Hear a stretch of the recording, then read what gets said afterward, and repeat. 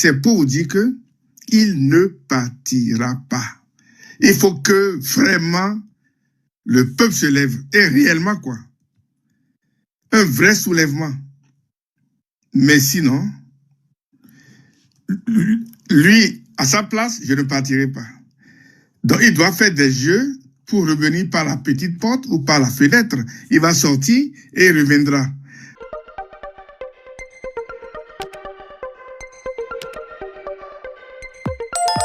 Collectif Tobin était là depuis le début, donc j'ai laissé les nouveaux venus parler. Je ne sais pas s'il veut ajouter quelque chose à tout ce qu'il a entendu. Oui, tu sais bien, Africa. Moi, je voudrais revenir sur la question du troisième mandat. Parce que tout à l'heure, j'ai écouté ton commentaire où tu disais que le troisième mandat était derrière nous. Mais en fait, non, le troisième mandat n'est pas derrière nous. Le troisième n'est pas derrière nous. Je pense que tout ce qui se passe aujourd'hui est lié à ce troisième mandat déguisé sous le pseudo de vice-présidence.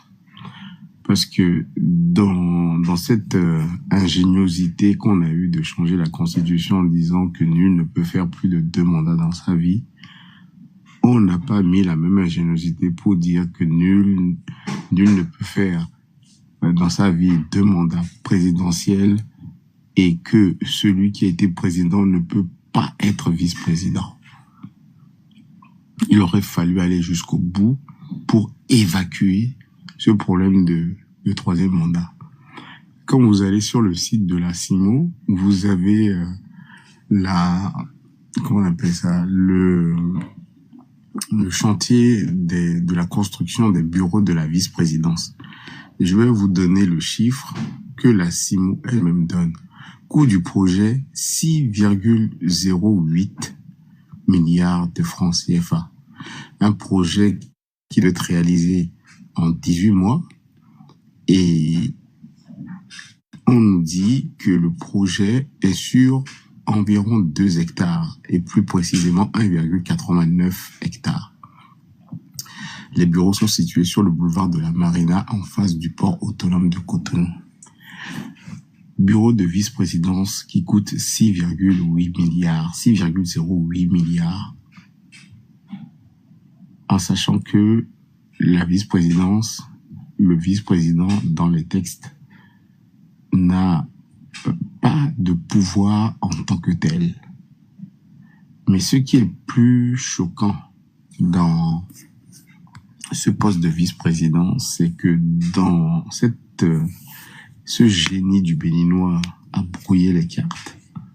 On nous dit que lors de l'élection, le vice-président et le président font un duo. Et que ce duo-là est élu. Mais on nous dit après que le président, pour des raisons, on va dire, managériales ou des raisons qui lui sont personnelles, peut arrêter le mandat du vice-président. Mais si le président ne le fait pas, le vice-président lui-même peut démissionner. Pour dire je démissionne. Ok. Par contre, après, on ne nous dit pas qu'il faille retourner aux urnes pour élire un autre vice-président. On dit que le président qui lui a été élu, c'est lui qui va nommer le prochain vice-président et informer l'Assemblée nationale de son choix. Si personne ne voit là où ça cloche, alors c'est que je suis vraiment tordu d'esprit. Comment on peut passer par une voie référendaire, je dis une voie référendaire, une voie du suffrage universel pour avoir le poste de vice-président, mais qu'ensuite on enlève le suffrage universel et on se base sur le choix du président. Donc ça veut dire qu'aujourd'hui, la configuration dans laquelle nous sommes, si il y a élection, on aurait un couple qui se présenterait aux élections, le président et le vice-président, qui bien sûr peuvent être du même parti ou du même bord politique, pour être plus large. Quand je dis bord politique, c'est plutôt bord de la mouvance. Si ce couple, par le plus grand des hasards, arrivait à être élu, le vice-président peut décider de démissionner pour des raisons qui lui sont personnelles. Parce que la loi ne dit pas qu'il doit justifier sa démission. La loi dit, voilà, si pour des raisons de maladie ou des convenances, pour des raisons de convenance personnelle, il peut démissionner. Et à ce moment-là, celui qui est président, c'est lui qui choisit le nouveau vice-président à la place de celui qui a été élu. Alors que je vois certains esprits qui vont me dire, oui, mais le président, il a été élu. Et oui, mais si le président, il a été élu, pourquoi alors on a décidé que le vice-président doit être élu? Pourquoi avant, ils ont décidé, les électeurs, le législateur a dit que le président et le vice-président doivent passer le passage du suffrage universel? Parce que si effectivement le président est élu, il aurait été plus simple de dire le président élu choisit son vice-président. Le problème est réglé. Le problème est réglé. Et là, on aurait une corrélation entre le choix du président pour un autre vice-président si celui-ci démissionnait ou si celui-ci était limogé. Mais c'est pas le cas. On dit que le vice-président doit passer le cap du suffrage universel, donc doit être élu par le peuple. Doit être élu par le peuple. Parce qu'il y a autre chose qu'on ne voit pas. Il y a autre chose qu'on ne voit pas. À supposer qu'il y ait 3 couples de candidats aux élections, couple présidentiel et vice-président. Le président est élu d'un bord. Et le vice-président est élu d'un autre bord. Que se passe-t-il? Parce qu'on n'a pas dit que si le président du couple était élu, le vice-président aussi était aussi élu. Hein. Non, non, non. Il faut que les deux passent le cap du suffrage universel.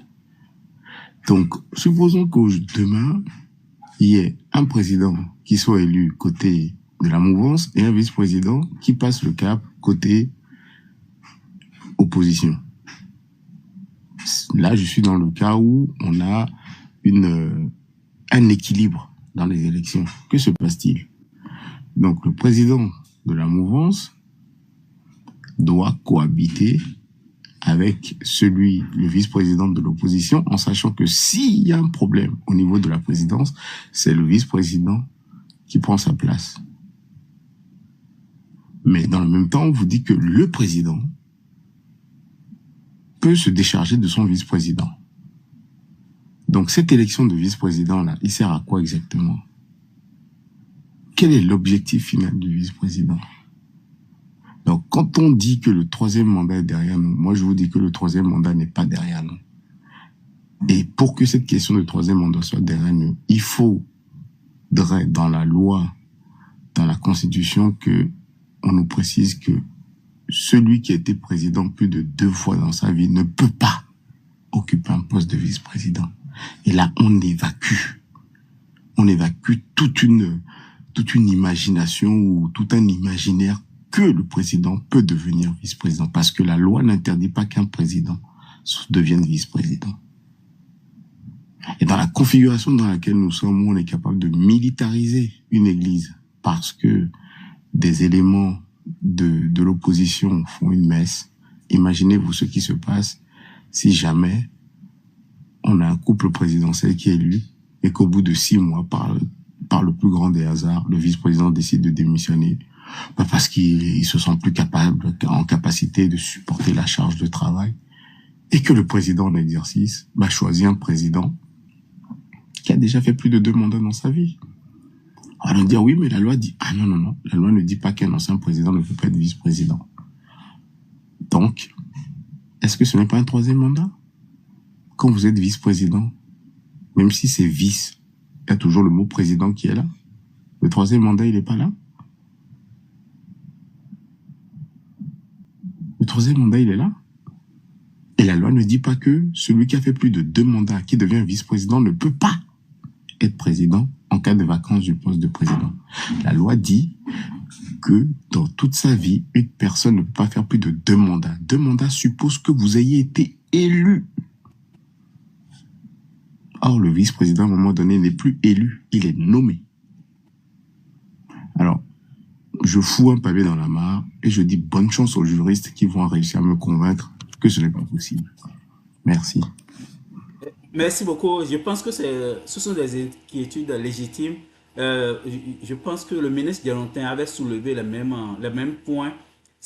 En gros, c'est quand même un attelage qui est très malsain. Même ceux qui ont voté ces lois-là, je ne suis pas sûr qu'ils comprennent même les implications, toutes les implications de cette disposition qu'ils ont inscrite dans notre Constitution. Et même, je pense que j'avais suivi même Galantin qui disait on a même pire.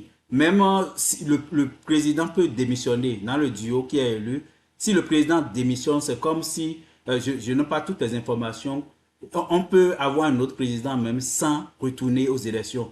Je suppose que en 2026, on a un duo, quelqu'un, Talata, qui est maintenant présidente, et Patrice Talon, vice-président. Après les élections, Talata décide pour une raison de santé ou peu importe, de se retirer. C'est qu'on peut avoir un président sans retourner aux urnes. Donc, il y a quand même beaucoup de points d'inquiétude dans ces dispositifs-là qui sont en place. Mais bien Africa, c'est exactement ça. Oui. Parce que le vice-président qui passe le cap du suffrage universel, la loi dit que pour des raisons, alors la loi dit deux choses. Le vice-président peut décider de démissionner ou peut être démis de ses fonctions par le président. Il y a deux cas où on peut avoir un président qui ne passe pas le cap du suffrage universel. C'est que le vice-président peut démissionner, et s'il démissionne, c'est le président qui choisit à sa place, à sa convenance, le nouveau vice-président, on ne repasse plus à la case élection. Si le président décide de se séparer du vice-président, c'est le même président qui décide encore de qui va être le nouveau vice-président. C'est-à-dire que on a mis en place ce qu'on appelle une usine à gaz.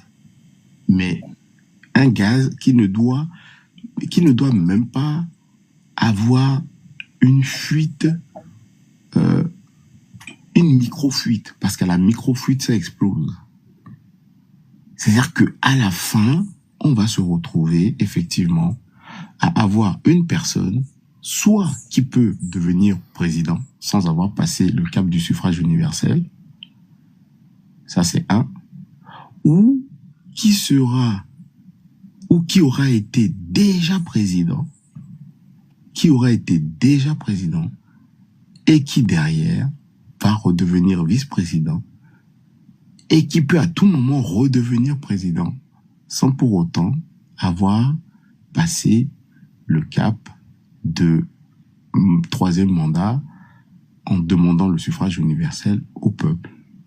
Parce que je vous dis que dans la constitution qu'ils ont fait, cette phrase qui dit « nul ne peut » ne concerne pas le cas d'une personne qui devient vice-président. Ça concerne la personne qui a déjà fait 2 mandats et qui voudrait faire un 3e mandat.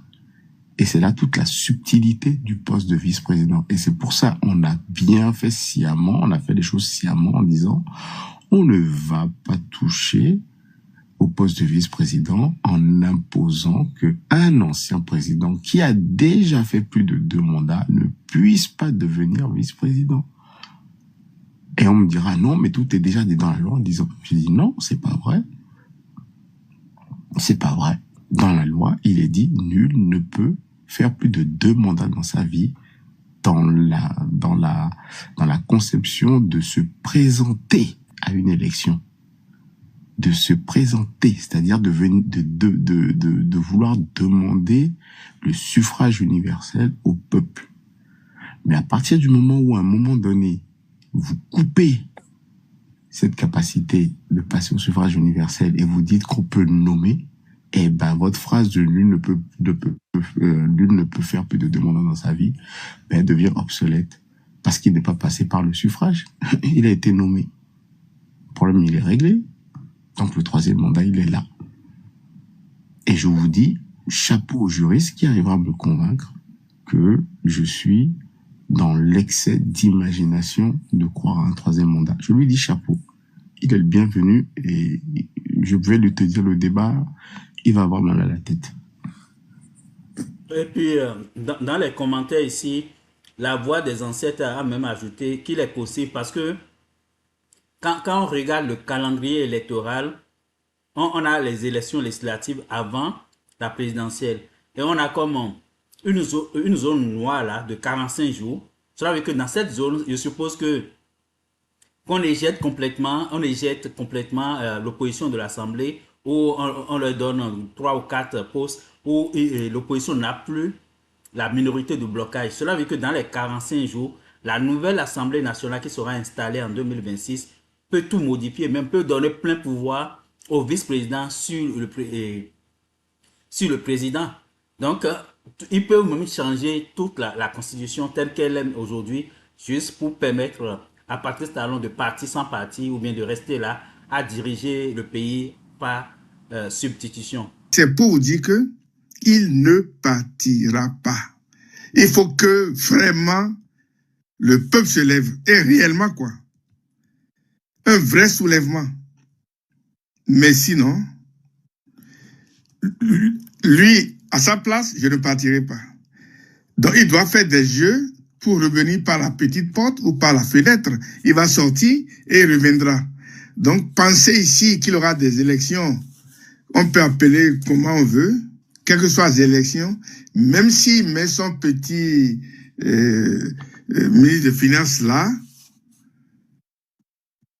un jour, les gens vont changer d'avis parce que le pays n'a rien.